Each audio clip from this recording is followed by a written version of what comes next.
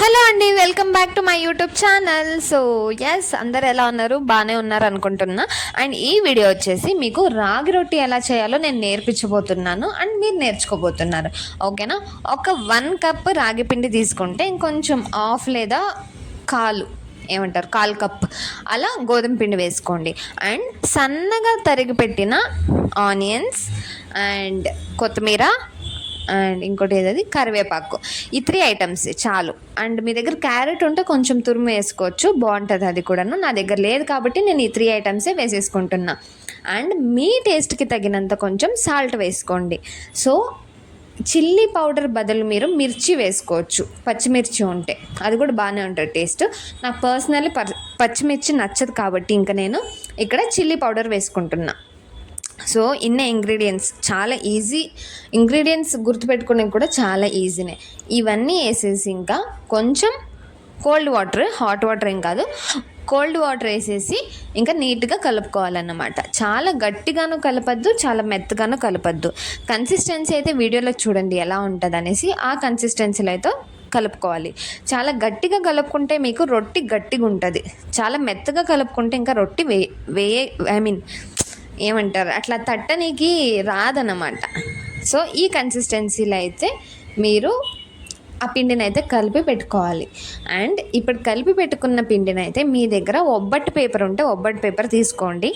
అంటే మా సైడ్ దాన్ని ఒబ్బట్టు పేపరే అంటారు. ఒబ్బట్లు దానిపైనే చేస్తారు కాబట్టి బికాజ్ ఈజీగా వచ్చేస్తుంది, అలా స్టిక్ అవ్వదు అలా కొంచెం. సో ఆ ఒబ్బట్టు పేపర్ పైన తీసుకొని కొంచెం కలిపి పెట్టుకున్న పిండిని అయితే కొంచెం తీసుకొని ఇంకా అలా నీట్గా రౌండ్ షేప్లో అయితే తట్టేసేయండి. నాకైతే చపాతీలు రౌండ్గా తట్టేకైతే రాదు, ఈ రొట్టెని అయితే కొంచెం అలా రౌండ్గా అయితే తట్టగలను అన్నమాట. సో అలా నీట్గా ఆ రొట్టెని అయితే తట్టేసేయండి. అండ్ చాలా పలసం చేస్తే కూడా ఇంకా విడిపోతుంది. సో చాలా థిక్గా ఉన్నా కూడా బాగుండదు అన్నమాట. సో అలా మీడియం ఏంటిది సైజులో అయితే ఇంకా తట్టేసుకోండి. ఓకేనా?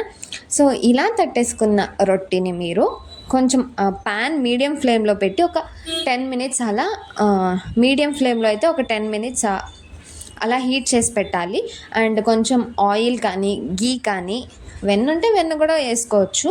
సో ఇది వేసేసి ప్యాన్ పైన ఇంకా అప్పుడే తట్టిన ఒక ఏంటిది అది రొట్టి దాన్ని పెనం పైన వేసేయాలి.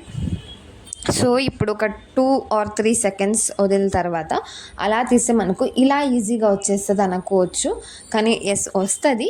ఇక్కడ నేనే మిస్టేక్ చేసాను, అక్కడ చాలా తిన్నగా ఉంది కాబట్టి అలా ఓపెన్ అయిపోయింది. సో మీరు అన్ని చోట్ల ఇట్లా మీడియం కన్సిస్టెన్సీలో అంటే తట్టుకుంటే మీకు బాగానే వస్తుంది. అండ్ ఫస్ట్ది ఎప్పుడు ప్లాఫే అవుతుంది, సో సెకండ్ది అయితే ఇంకా బాగానే వస్తుంది. సో అలా అనుకునే నేను కూడా వేశాను. సెకండ్ది నాట్ బ్యాడ్, లాస్ట్ వరకు బాగానే వచ్చింది, మీరే చూడండి.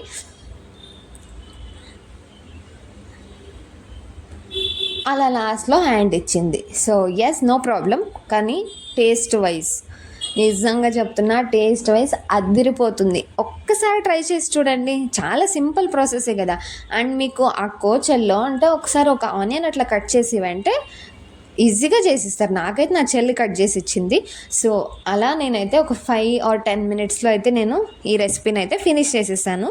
అండ్ ఇట్లా వేడి రొట్టె పైన వెన్న కానీ ఇలా వేడి గీ కానీ వేసుకొని తింటా అంటే టేస్ట్ అదిరిపోతుంది, ఇంకా నెక్స్ట్ లెవెల్. అండ్ దీంట్లో అన్హెల్దీ ఐటమ్స్ అయితే ఏమీ లేదు, అన్నీ హెల్దీ అండ్ టేస్టీ కూడాను. ఒక్కసారి ట్రై చేసి చూడండి, నా వీడియో చూసిన తర్వాత ఒకసారి ట్రై చేయండి, సూపర్గా ఉంటుంది టేస్ట్ అయితే. అండ్ ఇఫ్ ఇన్ కేస్ మీరు ఏమైనా ట్రై చేస్తే కామెంట్ సెక్షన్లో కామెంట్ చేయండి బాగుందా లేదా అనేసి.